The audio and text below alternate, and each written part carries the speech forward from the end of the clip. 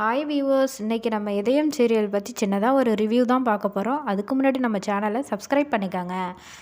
இன்னி எபிசோடில் பார்த்தீங்கன்னா, ரத்னம் வந்து போலீஸ் ஸ்டேஷனில் போய் சாரதாவையும் ஆதியையும் வந்து ஜாமீனில் எடுக்கிறாரு.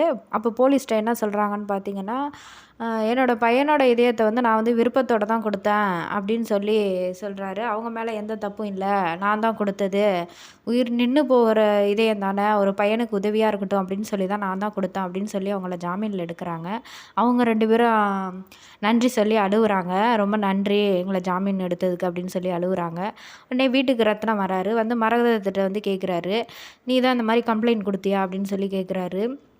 இதெல்லாம் ஏன் தேவையில்லாத வேலை பண்ணுற அப்படின்னு சொல்லி அவங்கள வந்து அடிக்கிறாங்க போட்டு. அப்போ துரை வந்து நீ தான்ப்பா இதயத்தை வந்து விற்றுட்டீங்க, வாசுவோட இதயத்தை வந்து நீங்கள் காசுக்காக விற்றுட்டீங்க அப்படின்னு சொல்லி அவர் சொல்ல, உடனே துரையை போட்டு அவர் ரத்னம் வந்து அடிக்கிறாரு. அடிச்சிட்டு இருக்கும்போது 2 பேருமே அடிச்சிட்டு இருக்காங்க. அடிச்சிட்டு இருக்கும்போது ரத்னத்தை கீழே தள்ளி விட்டுறாரு. கீழே ரத்னம் விழுந்தோடனே மயங்கி விழுந்துடுறாரு. உடனே ஆம்புலன்ஸுக்கு ஃபோன் பண்ணி மரகதமும் துரையும் ஆம்புலன்ஸில் கொண்டு வந்து ஹாஸ்பிட்டலில் சேர்க்குறாங்க ரத்னத்தை. அப்போ வந்து ஆதி பார்த்திங்கன்னா, ஆதி உள்ளே என்ட்ரி ஆகுறாரு. ஆதி உள்ளே என்ட்ரி ஆகும்போது ரத்னத்தை பார்த்து பேசுகிறாரு.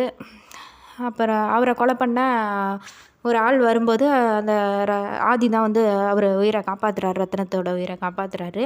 இங்கே என்னென்னு பார்த்தீங்கன்னா, அறிவு என்ன பண்ணுறாருன்னா, பாரதிக்கிட்ட போய் இந்த வாசுவை கொலை பண்ணது யாருன்னு சொல்கிறாரு.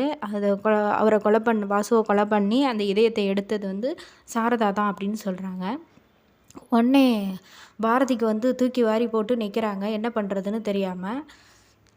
இங்கே பார்த்திங்கன்னா ஹாஸ்பிட்டலில் ஆதி வந்து ரத்னத்திட்ட வந்து பேசிகிட்ருக்காரு. ஒரு மாதிரி என்னாச்சு அப்படின்னு சொல்லி பேசுகிறாங்க. அது மாதிரி போயிட்டுருக்கும்போது அவங்க ஃபேமிலியே ஒரே குழப்பத்தோடையும் ஒரு சந்தேகத்தோடையுமே நிற்கிறாங்க. ஓகே வியூவர்ஸ், கமெண்ட் பண்ணுங்கள்.